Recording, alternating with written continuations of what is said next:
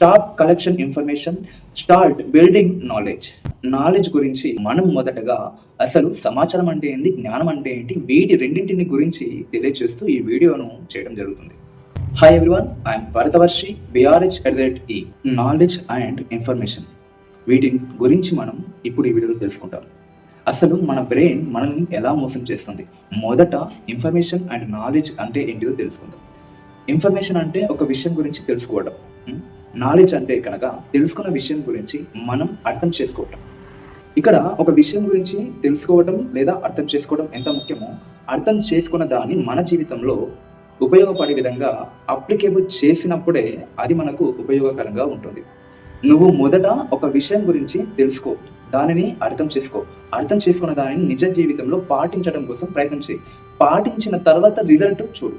ఉదాహరణకు ఒక టాపిక్ తీసుకో, ఆ టాపిక్ను నువ్వు బుక్ చదువు, ఒక వీడియో చూడు, దానిని నువ్వు పెన్ బట్టి రాయి. దానిపైన ఒక 3 or 4 days నువ్వు సొంతంగా నెమరు వేసుకో. ఇది ఒక ఉదాహరణ. అదేవిధంగా ఇంకొక ఉదాహరణ చూస్తే కనుక, ఫిట్నెస్ గురించి నువ్వు మొదట సమాచారం తెలుసుకోవడం కోసం వీడియో సెర్చ్ చేస్తావు. చేసిన తర్వాత దాన్ని నువ్వు జిమ్కి వెళ్ళి పాటిస్తావా, లేకపోతే నువ్వు హోమ్లోనే వర్కౌట్ చేస్తావా, అది నీ ఇష్టం. కానీ ఖచ్చితంగా దానిని గురించి ఫాలో అవ్వడం అనేది ఇక్కడ ముఖ్యం. ఆ తర్వాత వచ్చే రిజల్ట్ అనేది నీకు ఉపయోగకరంగా ఉంటుంది. Number 1, conception trap. ఈ కాలంలో బిగ్గెస్ట్ ప్రాబ్లం ఇగ్నోరెన్స్ కాదు, ఓవర్ కన్సెప్షన్. నిజానికి మనం జ్ఞానం కోసం ఒక సమాచారాన్ని తెలుసుకోవడం లేదు, దాని నుంచి తప్పించుకోవడం కోసం తెలుసుకున్నట్టుగా ఉంటుంది. స్టడీ చేయాలి అనిపిస్తే యూట్యూబ్ ఓపెన్ చేసి వీడియోస్ చూస్తాము, టిప్స్ చూస్తాము, కానీ మనం స్టడీ చేయకుండానే అక్కడి నుంచి వెళ్ళిపోతాం. Number 2, fake productivity. సో ఇక్కడ నీకు బిజీ ఫీలింగ్ వస్తుంది, కానీ అవుట్పుట్ మాత్రం 0 ఉంటుంది. నువ్వు బిజీగా యూట్యూబ్ ఛానల్ ఓపెన్ చేస్తావు, లేకపోతే ఏదైనా ఒక టాపిక్ చదవడం కోసం ఒక బుక్ ఓపెన్ చేస్తావు, కానీ నీకు కావాల్సిన ఇన్ఫర్మేషన్ తెలుసుకోకుండా వేరే ఏవేవో సెర్చ్ చేస్తూ అక్కడ డ్రాప్ అయిపోయి దాన్ని పూర్తిగా ఫినిష్ చేయకుండానే ఎగ్జిట్ ఇస్తావు. అంటే ఇక్కడ నేను చెప్పదలుచుకున్నది ఏంటంటే, ఒక టిప్ కోసం లేదా ఒక టాపిక్ కోసం నువ్వు 10 వీడియోస్ చూడొద్దు, 10 బుక్లు చదవద్దు, దానివల్ల నీకు ఎటువంటి ఉపయోగం ఉండదు. కానీ నువ్వు ఒకటే వీడియో చూసినా, ఒకటే టిప్ని బలంగా ఫాలో అవ్వు.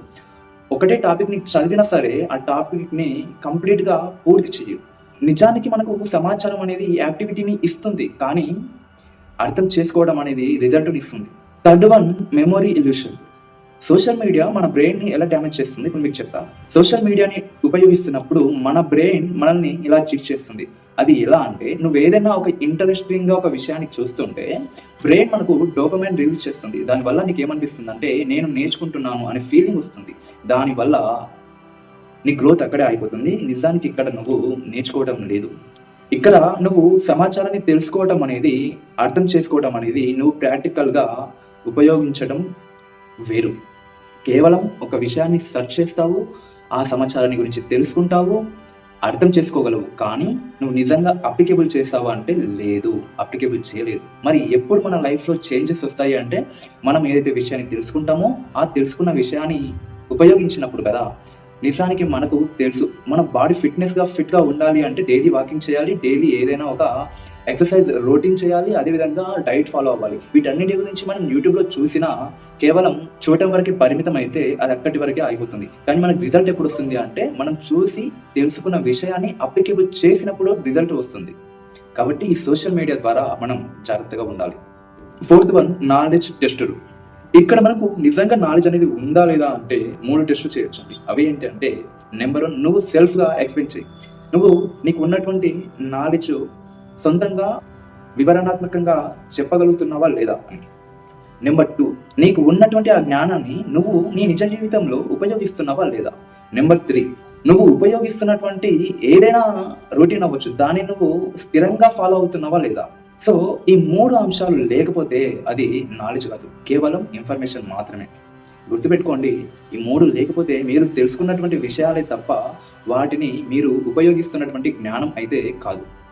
నిజానికి నిజమైన జ్ఞానం అంటే నీ ఐడెంటిటీని మార్చాలి, నీ యొక్క స్థితిగతులను అది మార్చగలగాలి. అదే నిజమైన జ్ఞానం అని అర్థం. ఫైనల్గా చెప్పాలి అంటే, నాలెడ్జ్ అనేది యాక్షన్ అనేది హ్యాబిట్ అనేది ఐడెంటిటీగా మారినప్పుడు నీ లైఫ్ చేంజ్ అనేది ఉంటుంది. నిజానికి సమాచారం అనేది నీ ఆలోచనని మారుస్తుంది. కానీ జ్ఞానం అనేది నీ యొక్క వ్యక్తిత్వాన్ని మారుస్తుంది. మనం ఫుడ్ డైట్ చేసుకుంటాం. దాన్ని ఫాలో అవుతాం. కానీ సమాచారాన్ని డైట్ చేసుకోము. దాన్ని ఫాలో అవ్వము.